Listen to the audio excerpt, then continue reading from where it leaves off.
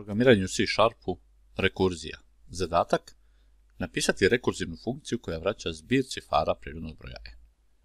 Znači ovdje je potrebno da napravimo funkciju koja dobije prirodan broj n i da vrati njegov zbir cifara koristeći rekurziju. Znači funkcija će nam vratiti ceo broj, nazvat ćemo funkciju zbir cifara i funkcija kao parametar dobija neki broj n. Šta nam je ovdje znači bazni slučaj? Ako je broj n jednak 0, vrati 0. A u drugim slučajevima vrati izdvoji posljednju cifru, to je znači n ostatak sa 10 i pozovi ponovo funkciju, ali da otpišemo tu posljednju cifru, znači n podijeljeno sa 10. Recimo da imamo broj 15, n je 15, da li je 15 jednako 0? Nije. Vrati, 15 ostatak sa 10 je 5, plus pozovi zbir cifara 15 kroz 10, to je 1 celobrojno. Znači sada poziva za 1. Da li je 1 jednako 0? Nije.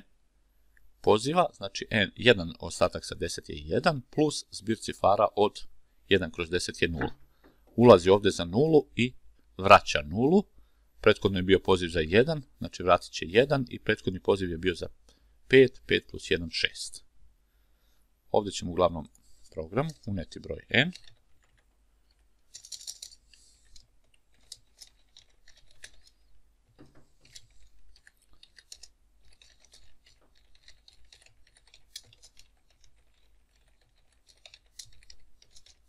I ispisat ćemo rezultat. Zbir cifara i pozivamo za broj n koji smo. Pokrenut ćemo ovo. Stavit ćemo baš 15.